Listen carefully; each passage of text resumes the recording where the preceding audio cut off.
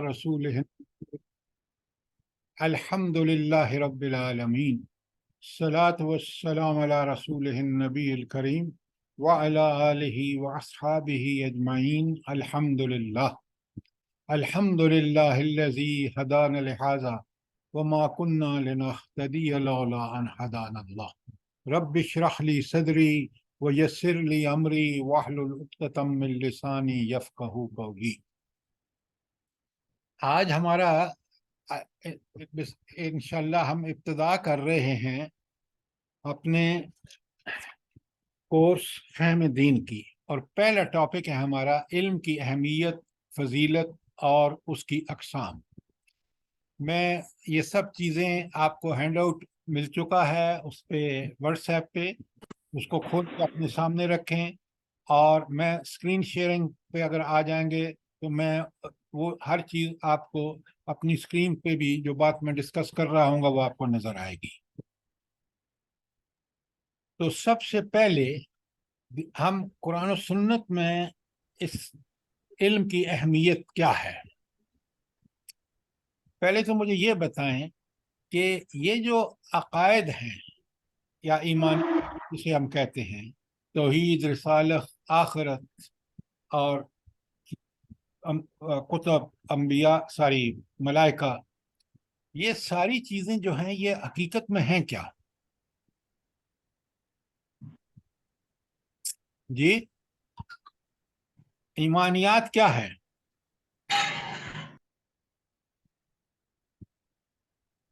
اب بہت آواز آ رہی ہے آپ کو؟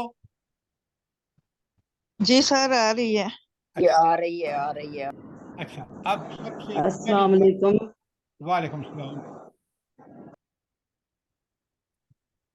اب آپ اچھی طرح سمجھیے کہ عقائد یا ایمانیات یہ سارے کے سارے علم ہیں۔ کیا ہے؟ علم ہے۔ اللہ تعالیٰ کے بارے میں جو ہماری ساری معلومات اور علم ہے وہ توحید ہے، رسالت علم ہے، آخرت علم ہے، اسی طرح کتب اور آپ کے ملائکہ وہ ہمارا علم ہے۔ تو علم جو ہے وہ اصل چیز ہے، عمل بہت بعد کی بات ہے۔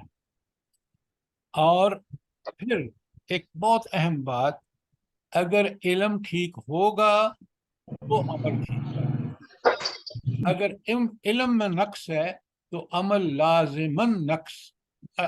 میں لازماً نقص ہوگا۔ یہ بات بہت اچھی طرح سمجھیے، کیونکہ ہم نے علم کو سمجھ رکھا ہے کہ علم کا مطلب یہ ہے کہ آپ کے پاس کون سی ڈگری ہے، حالانکہ علم جو ہے دین میں قرآن و سنت کی روشنی میں علم ان معلومات کا علم ہے جو اللہ، رسول صلی اللہ علیہ وسلم، اللہ تعالیٰ، رسول صلی اللہ علیہ وسلم اور آخرت اور ملائکہ، کتب وغیرہ، تقدیر وغیرہ کے بارے میں جو ہماری معلومات ہے، یہ ہے وہ عقائد کا علم۔ اور ذرا اپنا مائک بند رکھیں پلیز۔ اور یہ عقائد کا علم اگر ٹھیک ہوگا تو پھر عمل ٹھیک ہوگا۔ آج امت کا سب سے بڑا مسئلہ ہی یہی ہے کہ ہمارا عقائد کا علم قرآن و سنت سے ڈرائیو کیا ہوا۔ ہم نے سب یہ چیزیں سنی سنائی، اور جو باپ دادا سے کچھ ورثے میں ملا ہے اس کو ہم نے پکڑ کے رکھا ہوا ہے۔ علم جو ہے حقیقی علم قرآن و سنت کا علم ہے۔ پہلی بات تو یہ ہمیں سمجھ آ گئی۔ اچھا، دوسری بات جو ہے وہ یہ ہے کہ اب ذرا ہم چلتے ہیں قرآن مجید میں۔ اچھا، مومن جو ہے، پہلے ایک بات، مومن جو ہے وہ اس کی سب سے بڑی اس کی ایمان کی دلیل کیا ہے؟ ایک شخص مومن ہے تو اس کے ایمان کی دلیل کیا ہے بھلا؟ اس کے ایمان کی دلیل یہ ہے کہ اس کا ایمان قرآن و سنت کے عین مطابق۔ اگر اس کا ایمان نقص ہے، ایمان میں ڈھلم الیقین ہے، تو پھر اس کا عمل کبھی ٹھیک نہیں ہو سکتا۔ آج آپ مسلمانوں کا مسئلہ دیکھ لیں، اور پھر آپ چلے نبی کریم صلی اللہ علیہ وآلہ وسلم کے دور میں، آپ نے سب سے پہلے لوگوں کو ایمان کی دعوت دی، اور ان کا عقیدہ، توحید ہو، رسالت ہو، آخرت ہو، انبیاء ہوں، کتب ہوں، تقدیر ہو، سارے کا سارا ان کا یہ اس کی بنیاد قرآن و سنت کا علم ہے۔ یہ ہے علم کی اہمیت، اس لیے کہ ابھی آپ دیکھیں گے کہ قرآن مجید نے اس چیز کو کس طرح ہائی لائٹ کیا ہے۔ اچھا، اب آپ دیکھیں تو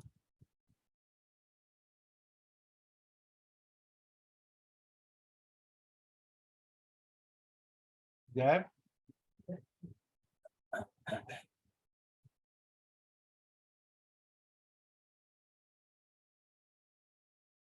یہ چینج نہیں ہو،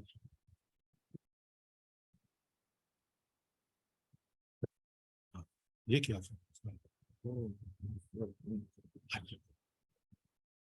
تو اب اگر آپ اس کا چینج ہو گیا۔ پہلا پیرا پڑھیں ہینڈ آؤٹ کا، تو آپ دیکھیں گے کہ اس میں جو بات سمجھائی گئی ہے کہ قرآن و سنت علم کو انتہائی اہمیت دیتے ہیں، علم کی دعوت پہلے ہے، اس کا شوق دلایا گیا ہے، اس کی قدر و منزلت بڑھانے، اہل علم کی عزت افزائی کرنے، علم کے آداب بیان کرنے اور اس کے اثرات و نتائج کو واضح کرنے کی مکمل ہدایات قرآن و سنت میں موجود ہیں۔ یعنی اس کی اہمیت آپ نے دیکھا۔ اور پھر حقیقت یہ ہے کہ انسان کے عقائد و ایمانیات، عبادات، اخلاق، کردار اور معاملات کی اصل بنیاد جو ہے وہ علم ہے۔ یہ بہت اہم بات ہے۔ انسان کی کامیابی کا انحصار اس بات پر ہے کہ اس کو حقیقت کا علم حاصل ہو جس کے مطابق وہ زندگی گزار سکے۔ اگر اس بات کا علم ہی نہ ہو کہ اسے یہ زندگی کس نے عطا کی اور اس زندگی کی اصل غرض و غایت کیا ہے، تو وہ کبھی بھی زندگی کی صحیح راہ پر نہیں چل سکتا، نہ اپنے خالق کی مرضی معلوم کر سکتا ہے۔ تو اللہ تعالیٰ نے فیکلٹیز اس کو دے دی ہیں، سماعت، بصارت اور فہم و ادراک بھی دے دیا، اور پھر اللہ نے انبیاء بھی بھیج دیے، اللہ نے کتابیں بھی بھیج دی، اور اس پر لازم کر دیا۔ یہ آپ آگے حدیث پڑھیں گے کہ طلب العلم فریضۃ علی کل مسلم۔ یہ ہے وہ چیز جو، بھائی آپ بند کریں، آپ کے بچوں کی آوازیں آ رہی ہیں، ریکارڈ ہو رہی ہیں، خدا کے لیے اپنے مائک کو بند رکھیں۔ اب آپ نے دیکھا کہ اس علم کی جو فضیلت ہے، مومن اور کافر میں فرق ہی یہی ہے۔ کیا فرق ہے؟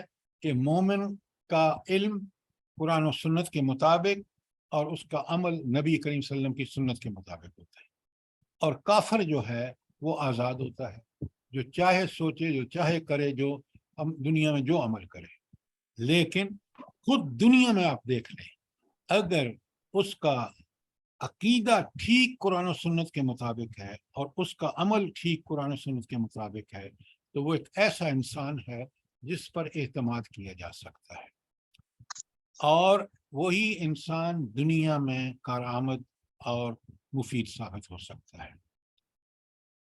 ورنہ اگر اس ایمان میں جھول ہو، جیسے آج آپ دیکھ رہے ہیں مسلمانوں کے معاملہ ہے، تو پھر اس کے عمل میں بھی جھول ہوگی، اور پھر اس عمل کا نتیجہ فساد ہوگا۔ کافر کا تو معاملہ ہی دوسرا ہے، اور آپ دیکھ رہے ہیں کہ کافر اس کا اللہ سے تعلق نہیں ہوتا، اور اس کا علم دنیاوی علوم پر، اور اسی پر اس کو ناز ہوتا ہے، اور اسی کی وجہ سے وہ دنیا میں فساد کا باعث بنتا ہے۔ جیسے آج دیکھ رہے ہیں، چاہے فرد ہو، چاہے ادارے ہوں، چاہے اجتماعیت ہو، جب وہ قرآن و سنت سے روشنی حاصل نہیں کرتی تو زمین میں فساد ہو جاتا ہے. ظہر الفساد فی البر والبحر بما کسبت ایدی الناس. تو لوگوں نے جو اپنے ہاتھوں سے کمائی کی ہے وہ غلط ہے، کیونکہ ان کا علم غلط تھا جس کی بنیاد پر انہوں نے عمل کیا. تو زمین جو ہے وہ پھر اللہ کے زمین جو اللہ نے انسان کو بھیجا تو اس لیے تھا کہ وہ اللہ پر ایمان لا کر اس کا علم حاصل کر کے اس کے مطابق عمل کرے. دنیا میں بھی اس کو اللہ تعالیٰ آسودگی عطا فرمائیں گے، برکات اور فیوز سے فیضیاب ہوگا، اور آخرت میں اس کو جنت ملے گی. اب ہم چلتے ہیں قرآن میں.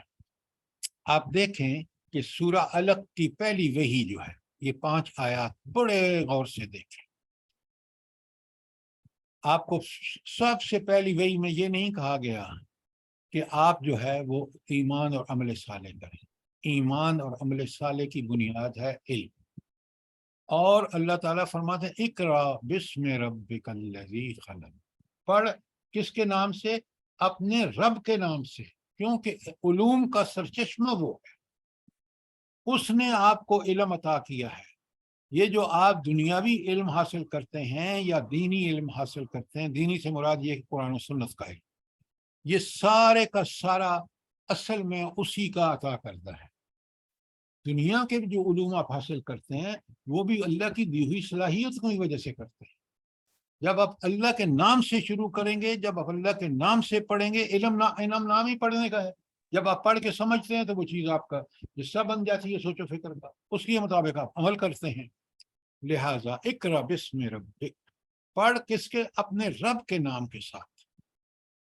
وہ کون ہے رب؟ الذی خلق، جس نے تجھے پیدا کیا.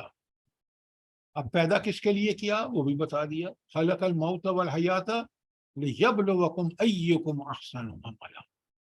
کہ پیدا بھی کس لیے کیا؟ کہ تمہیں زندگی دی اس لیے کہ تمہاری آزمائش ہو. اس کے لیے تمہیں اختیارات بھی دے دیے، اس کے لیے ذرائع اور وسائل بھی دے دیے، اس کے لیے کتابیں اور انبیاء بھی بھیج دیے. لہٰذا اس رب کے نام کے ساتھ پڑھیں اور علوم کا سرچشمہ اسی کو مانیں، اور ہر اس کو جس کو اس نے خیر کہا ہے اس کو سمجھیں اور اس پر عمل کریں، اور جس کو شر کہا ہے اس کو برا سمجھیں اور اس سے بچیں. جب انسان کی تخلیق کی تو پھر اس کا معجزہ بھی بتا دیا کہ ذرا دیکھو تو صحیح، خلق الانسان من علق. ایک انسان کو جو پیدا کیا تو ایک جمے ہوئے لہو سے بنایا. یہ مخلوط نطفہ جو ہے یہ شروع میں ایک جمے ہوئے لہو کی پھٹکڑی ہوتی تھی. اقرا، پھر تاکید، پڑھ، اس لیے کہ پڑھو گے تو علم آئے گا تمہیں، پڑھو گے تو تم سیکھو گے. اور کیوں پڑھو؟ وَرَبُّكَ الْأَكْرَمُ، بہت اکرام والا ہے، بڑا کریم ہے. کون؟ وہ تمہارا رب. اور اسی رب نے الذی علم بالقلم، جس نے علم قلم کے ذریعے سکھایا. کیا مطلب؟ کہ یہ قلم ایک ذریعہ ہے علم کا.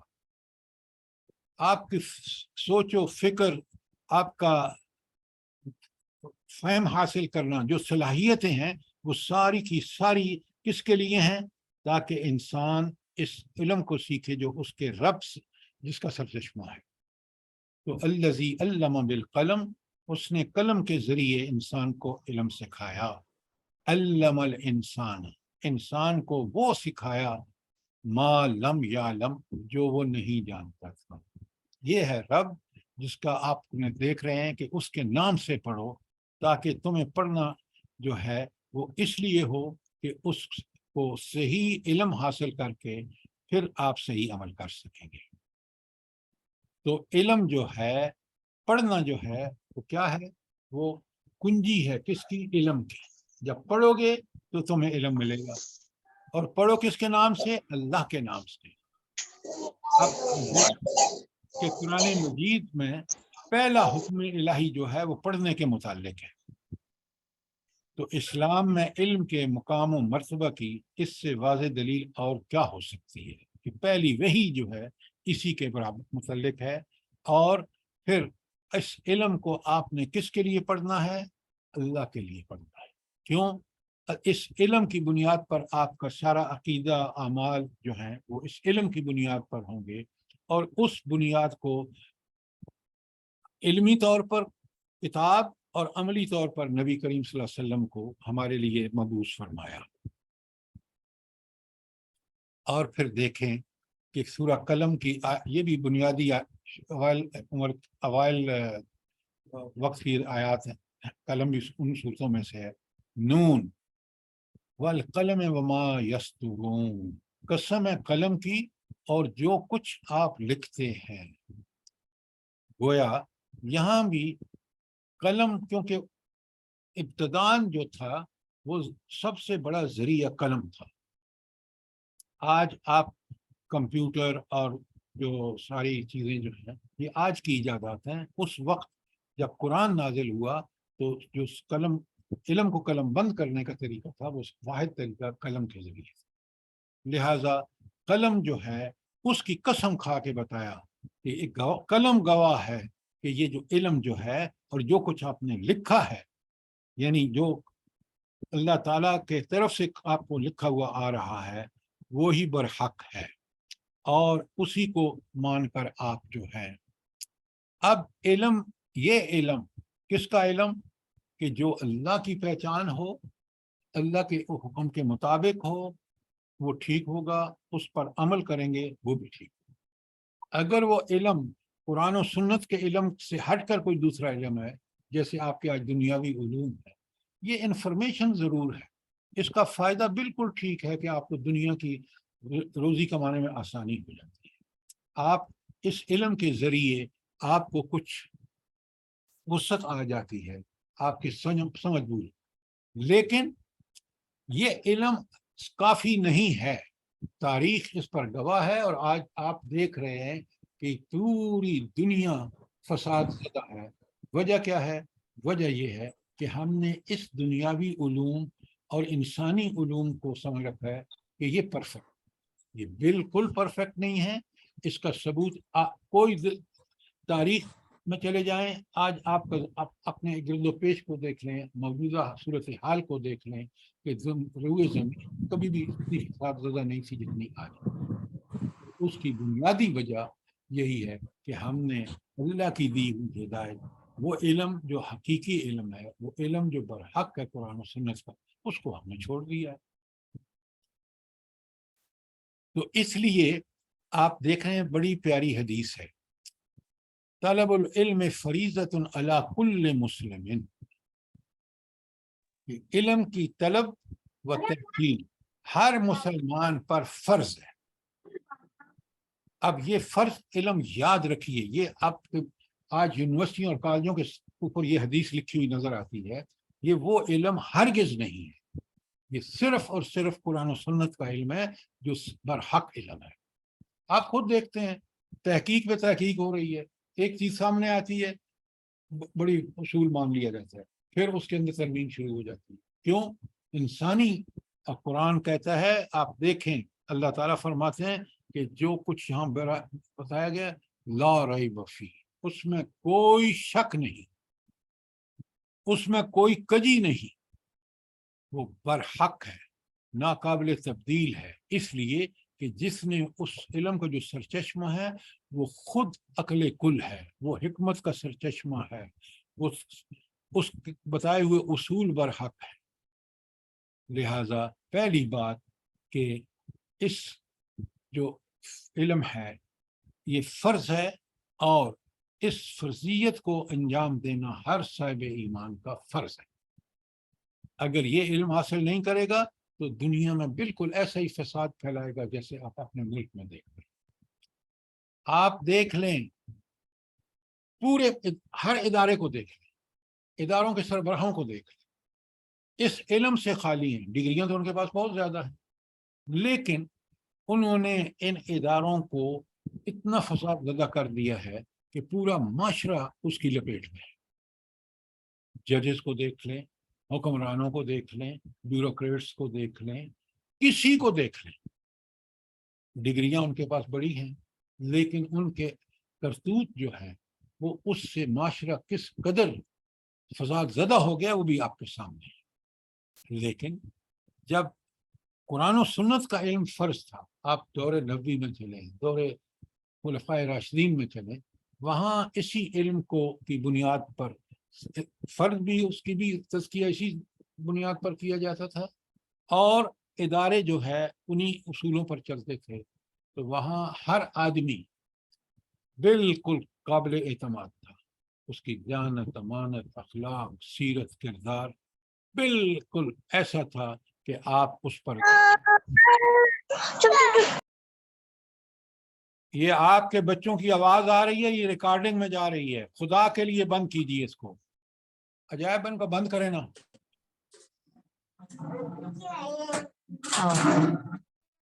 عجائب عجائب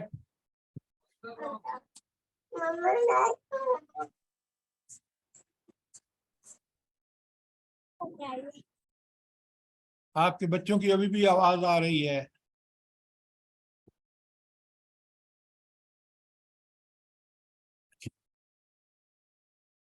تو رب کا جو تقرب ہے، قرب الہی جو ہے، وہ اسی وقت ہمیں مل سکتا ہے جب ہم اس ہستی کے بارے میں مکمل علم حاصل کریں۔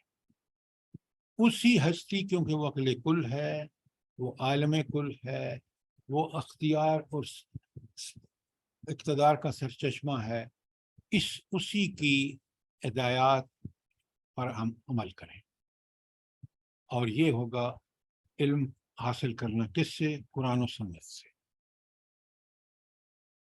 اب خود نبی کا یہ آیت، سورہ محمد کی آیت 19 آپ دیکھ رہے ہیں، اللہ تعالیٰ فرمائے فَعْلَمْ، پہلا حکم کیا دے دیا؟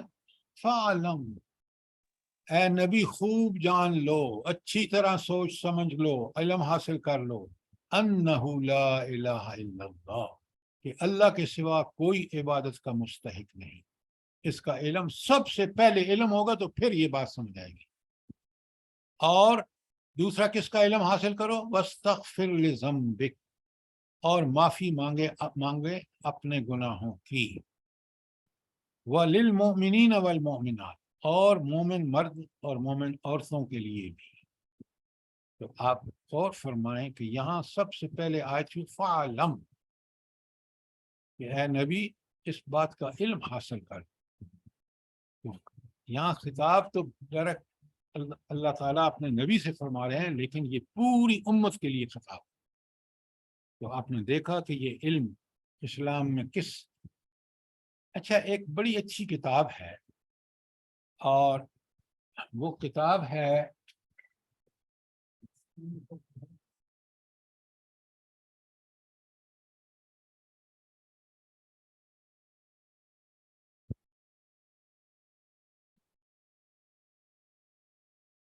یہ کتاب آپ کو پڑھنی چاہیے۔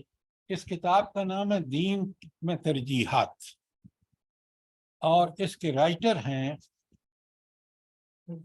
یوسف القرضاوی۔ یہ میں نے اگلا جو آپ دیکھ رہے ہیں میں نے اسی سے لیا ہے کہ علم اس وجہ سے بھی عمل پر مقدم ہے، یعنی پہلے علم ہے پھر عمل ہے۔ کیوں؟ بڑی غور سے دیکھیے، اگر اعتقادات کی بات ہو، یعنی توحید، رسالت، آخرت، تو اس میں کس کا علم ہونا چاہیے؟ حق اور باطل کے درمیان ہمیں علم اس کی بتائے گا کہ حق کیا ہے اور باطل کیا ہے، اور وہ علم ہوگا قرآن و سنت کا۔ تو آپ نے دیکھا کہ اعتقاد جس پہ آگے عمل بعد میں آنا ہے، اس کی بنیاد بھی جو ہے وہ قرآن و سنت کا علم ہے۔ عبادات میں کس بات کا علم ہونا چاہیے؟ کہ سنت کیا ہے، صحیح طریقہ عمل کیا ہے، اور بدعت کیا ہے کہ جو گھڑی گئی ہے بات میں۔ یہ بھی کس کے ذریعے پتہ چلے گا؟ علم کے ذریعے پتہ چلے گا۔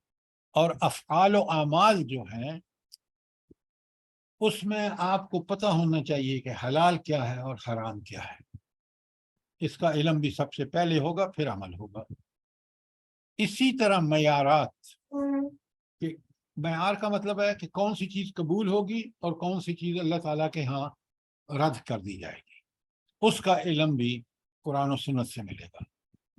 اور اقوال بات صحیح ہے یا غلط ہے اس کا علم بھی ہونا چاہیے بات کرنے سے پہلے. اسی طرح معاملات کے اندر صحیح معاملہ کیا ہے اور غلط معاملہ کیا ہے. غلط معاملے سے کیا ہوتا ہے؟ فساد پھیلتا ہے. صحیح معاملہ کرنے سے معاشرے میں ہم آنگی، معاشرے میں سکون، اطمینان اور معاشرہ صحیح لائنوں پر استوار ہوتا ہے. اخلاق میں کیا چیز چاہیے؟ رذائل کون سے ہیں اور فضائل کون سے ہیں؟ رذائل اخلاق جو ہیں انگریزی میں آپ جانتے ہیں اس کو مارل وائسز کہتے ہیں، اور فضائل اخلاق کو مارل ورچیوز کہتے ہیں. ان کا علم ہوگا تو پھر انسان اچھے اخلاق اپنائے گا اور برے اخلاق سے اجتناب کرے گا. لہذا اقوال ہوں یا اعمال ہوں ان میں بھی آپ دیکھتے ہیں کہ اس بندہ اپنے علم کی بنیاد پر تمیز کرے گا. لہذا علم بہت ہی اہم ہے، اور علم عمل کا نتیجہ ہے. علم ٹھیک ہوگا تو عمل ٹھیک، اور ٹھیک اور حق علم جو ہے وہ صرف قرآن و سنت میں ہے.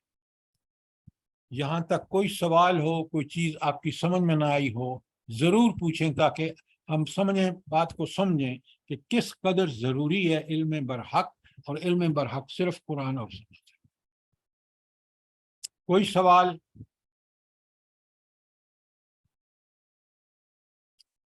اچھا، اب یہاں بھی دیکھیں سورہ نساء کی آیت 113 میں کہ اللہ تعالیٰ خود فرماتے ہیں کہ اے نبی، ہمارا آپ پر بڑا فضل اور احسان ہے. کیوں؟ یہ فضل احسان کی وجہ کیا ہے؟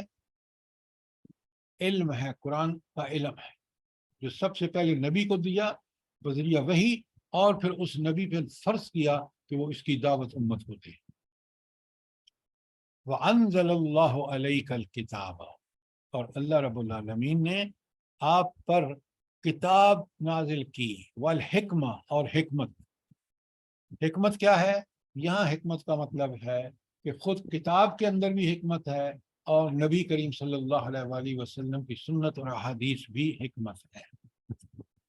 تو پہلے تو اللہ کا فضل کیا ہوا کہ اس نے کتاب اور حکمت نازل فرمائی، اور دوسرا علمک ما لم تکن تعلم، اور آپ کو وہ کچھ سکھایا جو آپ کو معلوم نہ تھا.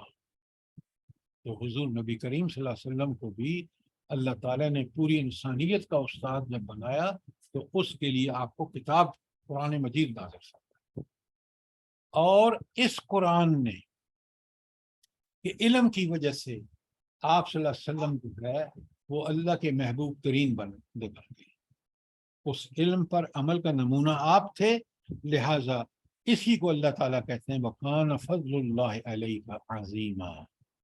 اور یہ اللہ تعالیٰ کا عظیم فضل جو ہے جس کے آپ مستحق بنے، وہ اسی وجہ سے تھا کہ آپ پر قرآن نازل ہوا اور قرآن کا علم آپ کو سکھایا گیا. تو اسی علم کو امت کے لیے ضروری ہو گیا. اور اب ذرا سورہ آل عمران کی آیت 164 دیکھیں تو پھر آپ کو اندازہ ہوگا کہ یہ علم سب سے پہلے تو اللہ تعالیٰ کہتے ہیں لَقَدْ مَنَّ اللَّهُ عَلَى الْمُؤْمِنِينَ، اللہ نے مومنوں پر بڑا احسان کیا. کس چیز پر احسان کیا؟ نمبر 1، اِذْ بَعَثَ فِيهِمْ رَسُولًا مِّنْ أَنفُسِهِمْ، جب خود انہی میں سے رسول بھیجا. رسول بھیجا جو انہی میں سے تھا، یعنی مکے والوں پر کو خطاب ہے، اور نبی جو ہے خود اہل مکہ میں سے ہے. تو نبی کریم صلی اللہ علیہ وسلم کی بعثت کیا ہوئی؟ جلدی بتائیے. نبی کریم صلی اللہ علیہ وسلم کی بعثت اللہ کا احسان ہے. شروع میں لقد، تحقیق اللہ نے مومنوں پر بڑا احسان کیا. نمبر 1، اِذْ بَعَثَ فِيهِمْ رَسُولًا مِّنْ أَنفُسِهِمْ، جب خود انہی میں سے ایک رسول بھیجا. تو بعثت رسول جو ہے وہ ہمارے لیے کیا ہے؟ اللہ کا احسان ہے. اس لیے کہ یتلو علیہم آیاتہ، وہ اللہ کی آیات یعنی قرآن کی آیات پڑھ کے سناتا ہے لوگوں. یہ ہے علم. کون سا علم؟ قرآن کا علم، قرآن کی آیات کا علم، اور جب وہ علم ان کو حاصل ہوتا ہے اور اس علم کے مطابق عمل کرتے ہیں تو پھر کیا ہوتا ہے؟ وَيُزَكِّيهِمْ، ان کا تزکیہ کرتا ہے۔ تو تزکیے کی بنیاد علم ہے، اس کے بعد اس پر عمل ہے۔ عمل کیسے کرنا ہے؟ جیسے خود نبی کریم صلی اللہ علیہ وسلم نے، یعنی سنت کے مطابق۔ تو تلاوت آیات کا مقصد ہے تزکیہ، اور وَيُعَلِّمُهُمُ الْكِتَابَ، اور اللہ تعالیٰ انہیں کتاب کی تعلیم دیتا ہے۔ یہ کتاب کی تعلیم سے مطلب کیا ہے بھلا؟ بہت اچھی طرح سمجھیے، یہ آیت قرآن میں 4 دفعہ آئی ہے۔ 2 دفعہ سورہ بقرہ میں آئی ہے، تیسری دفعہ یہ آل عمران میں آئی ہے، اور چوتھی دفعہ سورہ جمعہ میں آئی ہے۔ تو پہلی بات بتائی کہ نبی کے نمبر 1، نبی صلی اللہ علیہ وسلم کی بعثت جو ہے وہ اللہ کا احسان۔ نمبر 2، احسان کیا ہے؟ کہ وہ نبی جو ہے وہ اللہ کی آیات تم پر تلاوت کرتا ہے۔ نمبر 3، وہ آپ کا تزکیہ کرتا ہے۔ تزکیہ کیا مطلب ہے؟ آپ کے علم کو ہر قسم کی اس سے صاف کرتا ہے، علم حقیقی آپ کو عطا کرتا ہے۔ نمبر 2، آپ کو اس علم کی بنیاد پر آپ کے سب سے پہلے آپ کا تزکیہ کس کا ہوتا ہے؟ سب سے پہلے آپ کے خیالات اور تصورات کا تزکیہ ہوتا ہے۔ وہ جب اس کا تزکیہ ہوتا ہے تو اس کے بعد عمل کا تزکیہ۔ تو تزکیہ میں آپ کے سب سے پہلے آپ کا دل، آپ کا اس کا ایمان، اس کا عمل، اس پر عمل یہ کریں گے تو پھر تزکیہ ہوگا۔ وَيُعَلِّمُهُمُ الْكِتَابَ۔ دوسری بات جو ہے، تیسری وہ ہے کہ وہ آپ اللہ کی کتاب سکھاتا ہے۔ اب یہاں بہت اچھی طرح سمجھیے کہ یعلمہ الکتابہ کا مطلب ہے کتب علیکم الصیام۔ آپ پڑھتے ہیں نا قرآن کی کہ روزہ تم پر فرض کر دیا گیا۔ کتب علیکم الکتاب، اللہ کے راستے میں لڑنا تمہارے اوپر فرض کر دیا گیا۔ کتب علیکم القصاص، تم پر قصاص فرض کر دیا گیا۔ تو یعلمہ الکتابہ کا مطلب ہے کہ وہ قوانین، وہ اصول، وہ شریعت، وہ بھی لوگوں کو سکھاتا ہے، احکامات کی تعلیم دیتا ہے۔ یہ ہے کہ تو ظاہر ہے جب انسان کو تزکیہ کے لیے ضروری ہے کہ اس کو ان اعمال کا پتہ ہو کو جو صحیح ہیں، اور وہ ان اعمال کا پتہ جو غلط ہے تو غلط کو چھوڑ دے اور صحیح اعمال کرے۔ یہ ہے یعلمہ الکتابہ کہ نبی کا دوسرا کام پہلے تلاوت آیات تھا جس سے تزکیہ حاصل کرنا ہے، پھر کتاب احکامات کا علم ہے جن پر عمل کر کے مزید اس کا تزکیہ عملی ہوگا، والحکمہ، اور حکمت۔ تو پھر یہ حکمت کیا؟ اصل میں یعلم الحکمہ آئے گا کیونکہ یعلم الکتابہ والحکمہ ہے، تو حکمت کی تعلیم دیتا ہے۔ یہ حکمت کیا چیز ہے؟ یہ بڑی اہم بات ہے۔ انبیاء کو اللہ تعالی حکمت کہتے ہیں اس بصیرت کو جو اللہ تعالیٰ کثرت سے اپنے انبیاء کو عطا کرتا ہے۔ حکمت کا سرچشمہ خود اللہ تعالیٰ ہے، پہلی بات۔ اور سب سے زیادہ حکمت کس کو ملتی ہے؟ انبیاء کو۔ اور پھر یہی حکمت قرآن کے آیات میں بھی حکمت ہے۔ کیسے؟ جب آپ ان کو سمجھتے ہیں، ان کا تفقہ حاصل کرتے ہیں، تو آپ کی فکری حکمت اللہ تعالیٰ کو ہے۔ جب آپ اس پہ عمل کرتے ہیں، اس عمل کے فیض و برکات آپ کو نظر آتے ہیں۔ جب اخلاص سے عمل کرتے ہیں تو اب آپ کو اس کی عملی حکمت کا بھی پتہ چلتا ہے۔ اور پھر نبی کریم صلی اللہ علیہ وسلم کی سنت اور حدیث بھی حکمت ہے۔ تو گویا قرآن اور سنت حکمت کا سرچشمہ ہے۔ اور پھر وہاں بتا دیا گیا آخر میں وَإِن كَانُوا مِن قَبْلُ لَفِي ضَلَالٍ مُبِينٍ۔ اس قرآن اور اس نبی کے آنے سے پہلے اہل مکہ جو تھے وہ ہر قسم کی کھلی گمراہیوں میں پڑے ہوئے تھے۔ اور انسان کو اگر وہ نبی ساری دنیا کے لیے ہے، لہٰذا اب یہی 4 چیزیں کر کے انسان جو ہے وہ اللہ کا بہترین مومن انسان بن سکتا ہے۔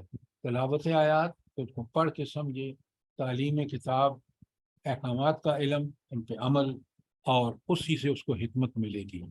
لہذا یہ ہے وہ کام جو کرنے کا ہے، اور یہ ہے وہ علم جس کے بارے میں قرآن میں یہ 4 دفعہ میں نے آپ سے گزارش کی آیت آئی ہے کہ یہ آیات، قرآن کی آیات کو پڑھنا، سمجھنا اور عمل کرنا، یہ پہلا کام تھا نبی کریم صلی اللہ علیہ وسلم، یہ پہلا فرض منصبی تھا۔ ہم اس کو بھول چکے، اور آج آپ دیکھ لیں کہ کس قدر اس قرآن کو چھوڑ کر خود حضور نبی کریم صلی اللہ علیہ وآلہ وسلم کی بڑی مشہور حدیث ہے کہ حضرت عمر رضی اللہ تعالیٰ عنہ سے راوی کہ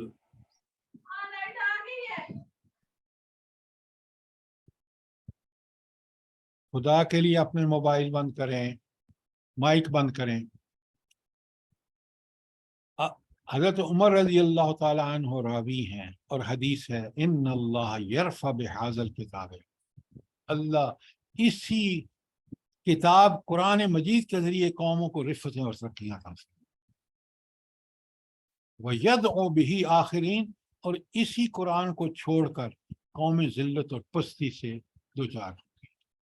بالکل آج ہمارے اوپر بالکل یہ حدیث، اس کی حقانیت واضح ہو جاتی ہے کہ آج ہم دیکھیں 75 سال سے قرآن و سنت سے بالکل انحراف کر کے ہم انسانوں کے بتائے ہوئے قوانین اس کے، اور آج آپ دیکھیں کہ ہم کس قدر ہر لحاظ سے محتاج ہیں۔ اور اسی قرآن نے نبی کریم صلی اللہ علیہ وسلم، صحابہ، صحابیات، دورے ان کو دیکھ لیں، خلفائے راشدین، کس قدر ان کو رفتیں اور ترقیاں حاصل، اور آج کس قدر اس کو چھوڑ کر کس قدر ذلتیں ہمارے مقدر میں آ چکی ہیں۔ آپ اس سے بھی اگر ہم نے سبق حاصل نہ کیا اور اس علم کی طرف ہم نے اپنے آپ کو نہ موڑا اور اس علم کو سمجھ کے اس کا استفادہ نہ کیا، تو اس ذلت اور پستی سے نکلنے کی اور کوئی ہمارے لیے راستہ نہیں ہے۔ اس آیت کو اچھی طرح سمجھیے۔ اگر کوئی سوال ہے، کوئی چیز کلیئر نہیں ہے تو آپ ضرور پوچھیے۔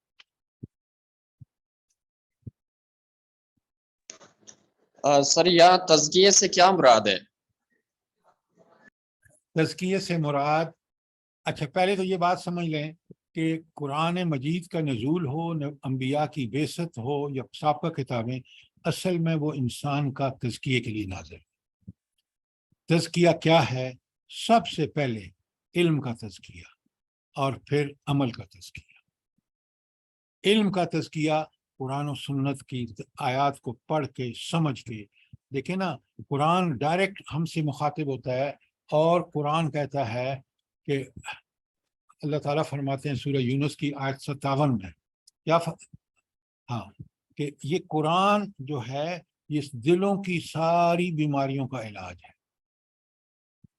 اس کا مفہوم یہ ہے، تو دل پاک ہوگا تو وہاں اللہ کی ساتھ تعلق پیدا ہوگا، پھر اللہ کے احکامات اور اللہ کی پہلے انسان کا عقیدہ درست ہوگا، یہ تزکیہ عقیدے کا، پھر اس کا عمل قول درست ہوگا، یہ ہے تزکیہ۔ اس تزکیے کا صرف واحد ذریعہ قرآن و سنت ہے، جیسے آپ نے اس آیت 164 پر دیکھ لیا۔ بات کلیئر ہے؟ جی ٹھیک ہے۔ اچھا، اور کوئی سوال؟ اب آگے چلتے ہیں، یہ سب سمجھیں باتیں، اور اگر کوئی کلیئر بات، اچھا اب آپ دیکھیں کہ علم کی بنیاد بھی جو ہے وہ کس پر ہے؟ ساری ایمان کی بنیاد بھی علم پر ہے۔ کیوں؟ دیکھیں قرآن بڑا کلیئرلی سورہ محمد میں اللہ تعالیٰ فرما رہے ہیں فَعَلَمْ، اے نبی صلی اللہ علیہ وسلم اچھی طرح جان لیجئے، اچھی طرح اس بات کو پلے باندھ لیجئے، یہ علم حاصل کر لیجئے، کیا؟ انہ لا الہ الا اللہ، کہ اللہ کے سوا کوئی معبود اور حاکم نہیں۔ تو اس کا بھی پہلے علم حاصل کرنا۔ وہ علم نبی کریم صلی اللہ علیہ وسلم کو کہاں دیا گیا؟ قرآن میں دیا گیا، اور اس کے ایکسپلینیشن، قرآن کی ایکسپلینیشن بھی نبی کریم صلی اللہ علیہ وسلم کے ذمہ تھی۔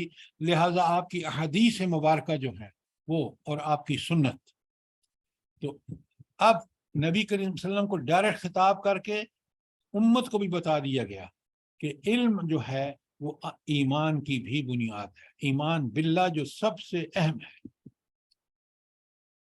دین میں ایمانیات میں سب سے اہم کون سا ایمان ہے؟ ایمان باللہ ہے. یہ بات اچھی طرح سمجھیے. دیکھیے رسالت اصل میں پرائمری عقیدہ، بنیادی عقیدہ جو ہے وہ ایمان باللہ ہے. انبیاء کیوں آئے؟ وہ ایمان باللہ کا تقاضا تھا کہ اللہ نے اپنے ذمے لیا ہے کہ انسان کو ہدایت وہ دے گا. اس ہدایت دینے کے لیے اللہ نے رسالت کا ذریعہ اختیار فرمایا. آخرت کیا ہے؟ آخرت اللہ تعالیٰ کا یوم حساب ہے. تو توحید ہی سے رسالت بھی برآمد ہو رہی ہے، توحید ہی سے آپ کی آخرت برآمد ہو رہی ہے، توحید ہی سے تقدیر برآمد ہو رہی ہے. کیوں؟ تقدیر اللہ تعالیٰ کا پیشگی علم ہے کسی چیز کے بارے میں. تو لہٰذا آپ دیکھ رہے ہیں کہ علم جو ہے وہ سب سے پہلے ایمان باللہ جو ہے وہ اللہ کی صفات، اللہ کے کمالات، اللہ کا بہترین. کائنات میں غور و فکر کر کے آپ دیکھیں گے کہ وہ اتنا بے منتظم ہے، اس کی بنائی ہوئی چیزیں ایسی ہیں کہ اس میں کوئی نقص نہیں مل سکتا. تو یہ علم جو ہے یہ سب سے پہلی بنیاد ہے. اور آپ دنیاوی علوم کو دیکھ لیں، آج پوری طرح الحمدللہ مجھے خود موقع ملا ہے پڑھنے پڑھانے کا. میں نے انجینئرنگ کی ڈگری امریکہ سے لی. میں آج بھی سمجھتا ہوں کہ وہ ساری ڈگریاں دنیا کے لیے تو ہمیں کچھ فائدہ دے سکتی ہیں، لیکن آخرت کے لیے جب تک اس علوم کو جو دنیا میں حاصل کریں اس کو تابع نہ کر دیں قرآن و سنت کے علم کے، وہ کبھی مفید نہیں ہو سکتا، کبھی بھی. آج یہ صورتحال اپنے ملک میں دیکھ سکتے ہیں. آپ کے انجینئر رشوت لیتے ہیں، آپ کے ڈاکٹر وہ جو غلط فارماسیوٹیکل کمپنی ان کو دیتی ہے رعایتیں، اس کی وجہ سے وہ انتہائی غلط کام کرتے ہیں. آپ کے حکمران دیکھ لیں، آپ کے بیوروکریٹس دیکھ لیں. تو اب آپ دیکھیں کہ آگے جو آیتیں آ رہی ہیں، پہلی سورہ محمد کی آیت وہ پچھلے جو پڑھ کے آئے ہیں، فَعَلَمْ أَنَّهُ لَا إِلَهَ إِلَّا. پہلا علم جو آپ نے حاصل کرنا ہے وہ توحید کا علم. یہ نہیں ہوگا تو بندہ بندہ ہی نہیں بن رہا، پھر بندہ اسفل السافلین ہو جائے گا. بندہ اپنی بندگی کے وجہ سے بندہ ہے. اگر بندگی نہیں ہے، اللہ کی تعالیٰ کی پہچان نہیں ہے، معرفت نہیں ہے، اس کی صفات کا علم نہیں ہے، اس کے احکامات کے مطابق نہیں چل رہا، تو پھر قرآن بھرا پڑا ہے کہ جب انسان انکار کرے گا تو وہ دنیا میں بھی کیسے ذلیل ہوگا. اور اس کی حقانیت آج آپ آنکھوں سے دیکھ سکتے ہیں، اپنے ارد گرد دیکھ سکتے ہیں، اپنے ملک میں دیکھ سکتے ہیں. پہلی بات کہ توحید کا بھی علم حاصل کرو. پہلے کہاں سے؟ قرآن و سنت سے. پھر فرمایا علم، اچھی طرح جان لو، اس کا بھی علم حاصل کر لو. ان اللہ شدید العقاب. اللہ تعالیٰ کون ہے؟ شدید العقاب ہے. کن لوگوں کے لیے؟ ان لوگوں کے لیے جو قرآن و سنت کا علم اور عمل اس کے مطابق نہ کریں. ان کے لیے کیا ہے؟ شدید العقاب ہے. اور پھر بالکل اس کے آگے الٹ صفت اللہ تعالیٰ کی، وَأَنَّ اللَّهَ غَفُورٌ رَحِيمٌ. اور جان لو اچھی طرح کہ بے شک اللہ تعالیٰ بخشنے والا بھی ہے اور رحم کرنے والا. یہ کن کے لیے ہے؟ یہ ان کے لیے جنہوں نے قرآن و سنت کا علم اور اس کے مطابق عمل کیا. تو آپ دیکھ رہے ہیں خلاصہ. پھر فرمایا وَاعْلَمُوا أَنَّ اللَّهَ يَعْلَمُ مَا فِي أَنفُسِكُمْ فَاحْذَرُوهُ. خوب اچھی طرح جان لو کیا؟ ان اللہ یعلم، تو بے شک اللہ تعالیٰ ہی جانتا ہے، ما فی انفسکم، جو کچھ تمہارے دلوں میں ہے، جو کچھ تمہارے نفوس میں ہے. فاحذروہ، اور اسی سے ڈرو. وعلموا، اور اچھی طرح جان لو، علم حاصل کر لو، ان اللہ غفور الرحیم، کہ اللہ بخشنے والا، اللہ بردبار ہے. کیا مطلب ہے اس کا؟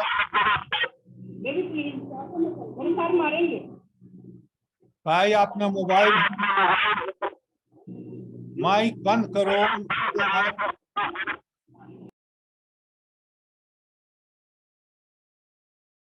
ان اللہ غفور الرحیم، اللہ بخشنے والا بھی ہے اور اللہ تعالیٰ چھوٹی چھوٹی باتوں پر درگزر فرمانے والا ہے۔